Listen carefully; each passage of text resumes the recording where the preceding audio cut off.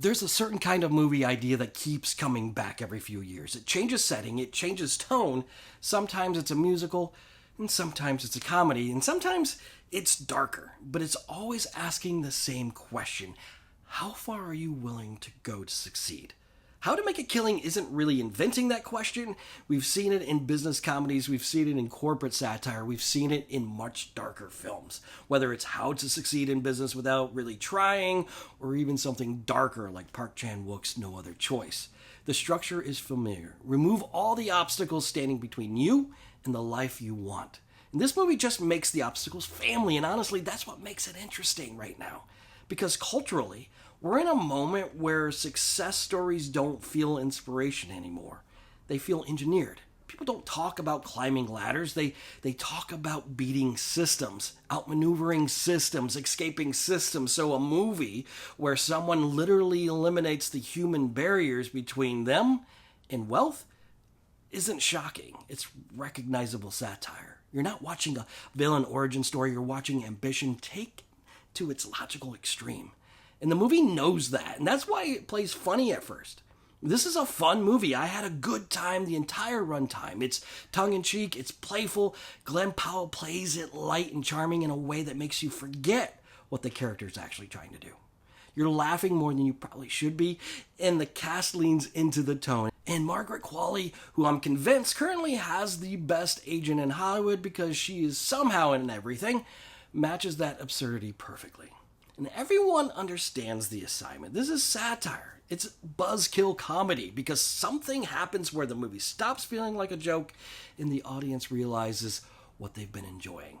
I watch a theater walk out quieter than they walked in. Not shocked, not devastated, just sombered.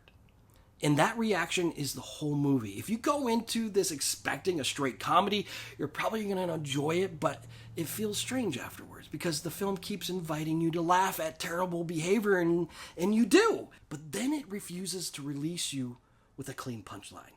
The laughter slowly turns into recognition. This is where it separates itself from lighter success stories. Those films let you leave relieved. This one makes you leave aware. It's almost the accessible cousin to darker international films tackling the same thing. The movie never becomes oppressive, but it does remove the safety net.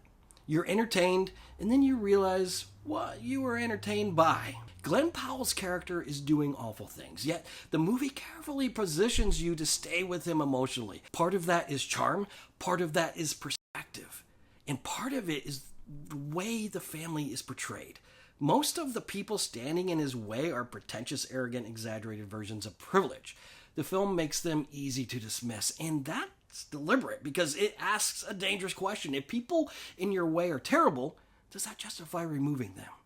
There is one character who breaks that pattern. Someone kind, grounded, and the movie briefly acknowledges the moral problem. I actually wish it leaned into more of that, because that's where the theme sharpens. Otherwise, the story risks feeling episodic instead of ethical. But the idea still lands. You don't root for him because he's good. You root for him because the world feels structured to reward him. That's a very modern kind of protagonist. Before this movie, John Patton Ford made Emily the Criminal. That film was uncomfortable. It was about survival choices slowly turning into moral compromises. Not big crime movie decisions, small ones that stacked up until you realize you've crossed a line. And that's important here because How to Make a Killing looks like a much broader movie on the surface. Bigger premise, bigger satire, bigger characters. But the DNA is the same. He's still interested in the psychology of justification, not why would someone do this, but how easily can someone convince themselves it makes sense. The difference is tone. And Emily the Criminal traps you in anxiety. This movie lets you laugh first, which almost makes it sneakier. You lower your guard because it feels playful, and only later realize the movie has been running the same moral experiment the entire time. Ford just changed the delivery system from tension to charm.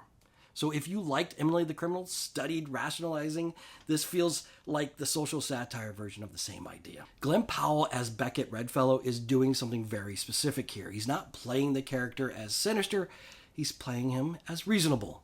The movie works entirely on whether you stay emotionally aligned with him longer than you probably should. Powell's charm carries that. Another actor could have tipped this into obvious villain territory, but he keeps it approachable. almost polite, which keeps the satire functional. So the cast isn't really about individual performances, it's about balance. Powell keeps you emotionally inside that story. Everyone else defines the absurd structure around him. This is where the movie really divides people, because the twists work mechanically. They're effective in the moment, but thematically, the film finally stops playing around and commits to the kind of finish it wants. I'd honestly call this Buzzkill comedy because the movie spends most of its runtime inviting you to laugh and relax into it and then just stops feeling comfortable. I watched the theater shift from reacting together to sitting quietly with their own thoughts. You walk in having fun with the premise, and then you walk out reconsidering why you were having fun.